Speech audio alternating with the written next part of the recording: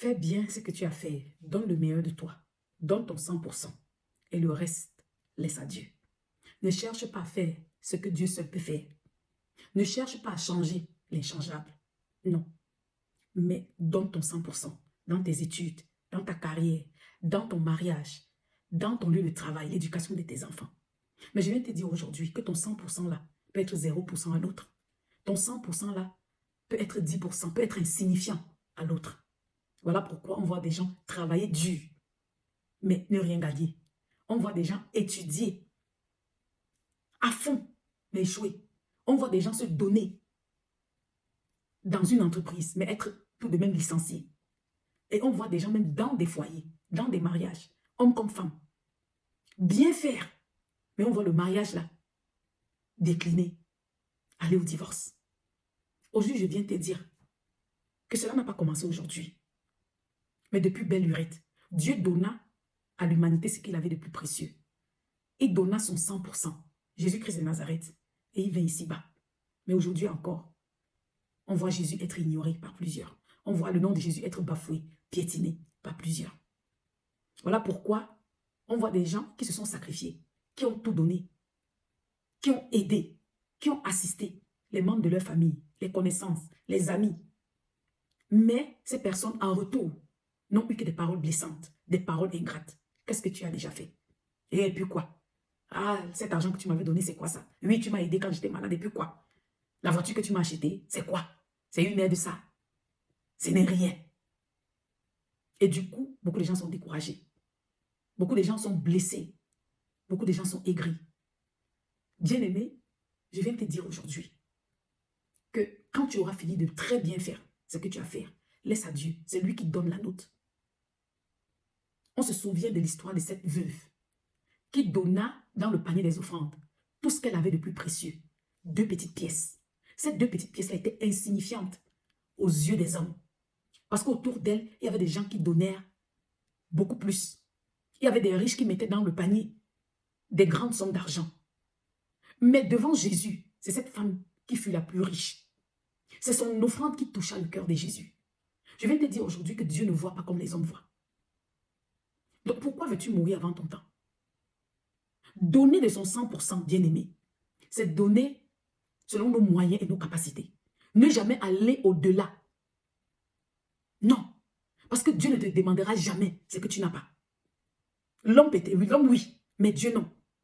Mais il y a beaucoup de gens aujourd'hui qui se disent que donner de leur 100%, c'est aller au-delà. C'est aller même jusqu'à s'écarter de la voie de Dieu. On voit des femmes aujourd'hui vendre leur corps, se prostituer. Parce que pour elles, selon elles, c'est se donner à 100% pour sortir leur famille du gouffre, de la misère. On voit des hommes voler pour aider leur famille, sortir leur famille de la disette. Et pour eux, selon eux, c'est se donner à 100%. Non, Dieu n'est plus dedans. On ne peut pas dîner à la table de Satan et dire qu'on est en train de donner son 100%. Non, Dieu n'est plus là. Là, ce sont les conséquences néfastes. Toi, jeune dame, pourquoi veux-tu mourir avant ton temps? Tu es dans ton foyer. Fais ce que tu peux. Donne le meilleur de toi pour le bon fonctionnement de ton foyer. Fais très bien ce que tu as fait. Le reste, laisse à Dieu. Ne cherchez jamais à prendre la place de Dieu. Mais qu'est-ce qu'on voit aujourd'hui, même dans les réseaux sociaux? On a établi des listes qu'il faut faire pour pouvoir garder son nom, préserver son nom pour qu'il n'aille pas voir ailleurs. Et on voit les femmes s'atteler à faire l'inimaginable, à toucher à l'intouchable, à accepter l'inacceptable. Bien-aimés, se disant donner de leur 100% pour garder, préserver leur foyer. Non, cela ne vient pas de Dieu. Ton mari t'a connu, tu avais cette forme. Aujourd'hui, on te dit que ce n'est pas la forme idéale. Tu es prête à aller passer sous le scalpel, te faire opérer 50 fois, mettant ta vie en danger, en péril. Parce que pour toi, tu es en train de donner le meilleur, ton 100%, pour que ton mari n'aille pas voir ailleurs. Ton mari t'a connu. Tu avais ce teint noir ébène. Aujourd'hui, après 2, 3, 4 ans, 5 ans, 10 ans de mariage, tu le vois commettre l'adultère ou bien tu le vois l'infidélité avec une autre qui est claire de peau.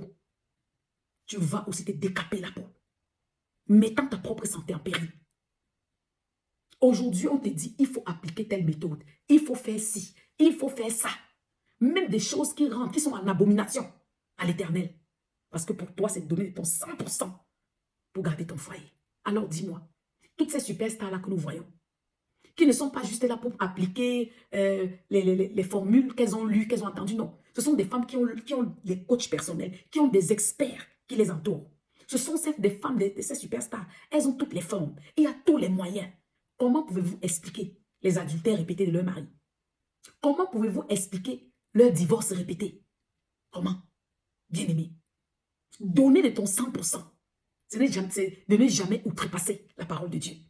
C'est de rester dans la voie de l'Éternel.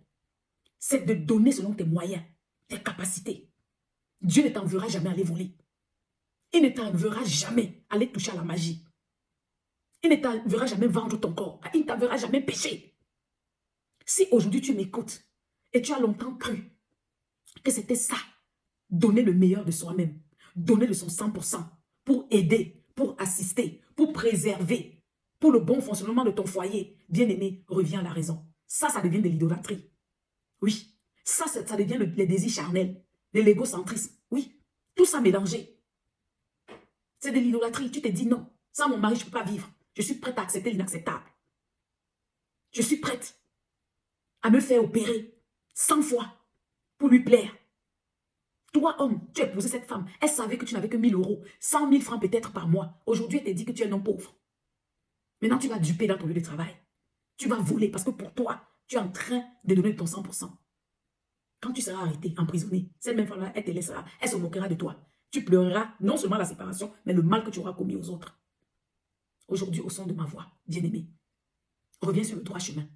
Donner de ton 100%, c'est faire ce que tu es capable de faire, selon tes moyens, ta capacité, selon tes forces. Le reste là, c'est à Dieu. Voilà pourquoi il est Dieu. Voilà pourquoi nous sommes les hommes. Si ce que tu fais là est insignifiant aux hommes, ce n'est pas un problème. Si ton niveau, c'est 10 euros. Si c'est tout ce que tu as, donne. Si toi, tu es de petite taille, ne cherche pas à grandir parce que tu n'as pas d'influence. Si tu étais noir de peau, ton mari t'a connu comme ça. Ne cherche pas à devenir clair. Ne cherche pas toi non plus à devenir noir. Même si tu le vois tomber amoureux de celle-là qui est noire. Sinon, tu vas perdre ton identité. Tu vas perdre ta personnalité, ta propre valeur. Il t'a connu comme ça. Il t'a aimé comme ça. Tu n'as pas d'influence. Laisse à Dieu. Et c'est Dieu lui-même qui te donnera la note. Cela peut être insignifiant aux yeux des hommes. Mais quand tu as donné le meilleur de toi, quand tu as donné ton 100% dans la voie de Dieu, selon les préceptes de Dieu, en marchant dans la vérité, bien-aimé, tu n'es jamais ignoré par Dieu. Non, c'est lui qui va t'élever. C'est lui qui va te récompenser. Et l'avenir que vous voyez là, te donnera raison. Sois béni abondamment.